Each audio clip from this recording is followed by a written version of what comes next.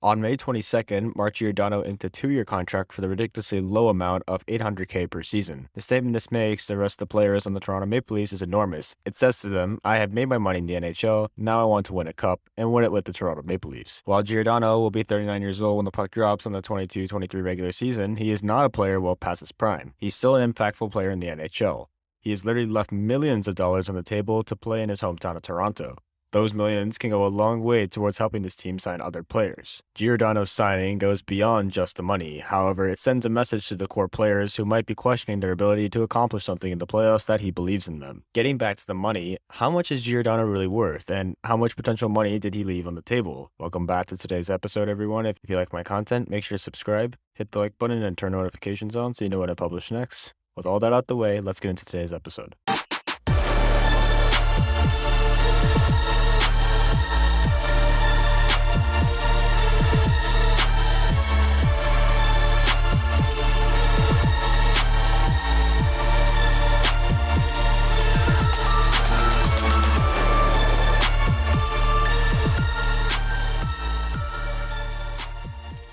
If we look strictly at scoring, Giordano has 35 points for the Maple Leafs and the Seattle Kraken combined this past season. That tied him for 43rd in the league. If we look at the ranking of salaries for NHL defensemen, according to the website Spotrac.com, the 43rd highest paid defenseman in the league is Nate Schmidt, who made $5.95 million in 21-22. In total, 56 defensemen made $5 million or more this past season. If we look at ice time, Giordano averaged 20 minutes and 53 seconds per game. That ranks 81st for ice time by a defenseman in the NHL. The 81st ranked player by salary in the league is Brendan Dillon at $3.9 million. Without getting into more statistics and ignoring the salary speculations that Giordano was worth $6 million on the market, we think it's safe to say that the way Giordano performed this past season as a UFA means he could easily have been offered a 1-year $4 million deal on the open market. If that's so, an $800K salary is in essence a potential 80% pay cut. For the Maple Leafs, it means they're getting $4 million worth of performance for 20% of that amount. It theoretically gives a team over $3 million added cap space to spend on other assets. That $3 million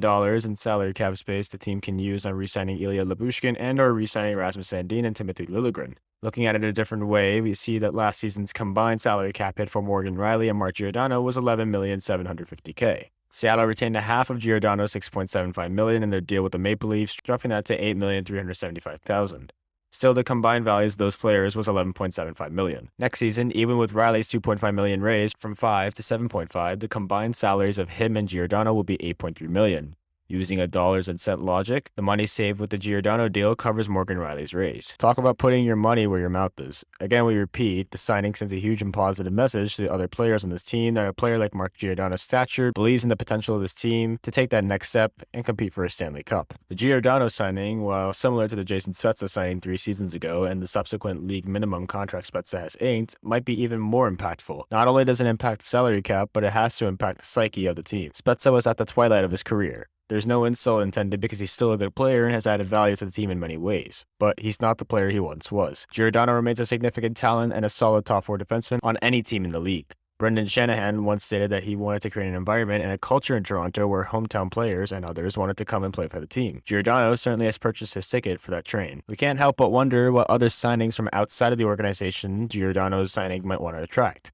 We can also only speculate about how Giordano's signing might affect players on the team seeking new contracts. We also don't know if or how the message that Spezza and Giordano and Jumbo Joe Thornton before them sent the message to the young players in the organization that can encourage them to ponder the huge pride that comes with being part of a Stanley Cup champion team. That doesn't happen very often and for many hockey players. Would they too want to be part of that journey? There are so many unmeasurable intangibles that go into the success of sports. Could this one signing be the inspiration that lifts the Maple Leafs to greater heights? Given the play of the Tampa Bay Lightning in round 2, where they're about to almost sweep the Florida Panthers, the Maple Leafs now seem very close. Thank you guys for tuning in and have a wonderful day.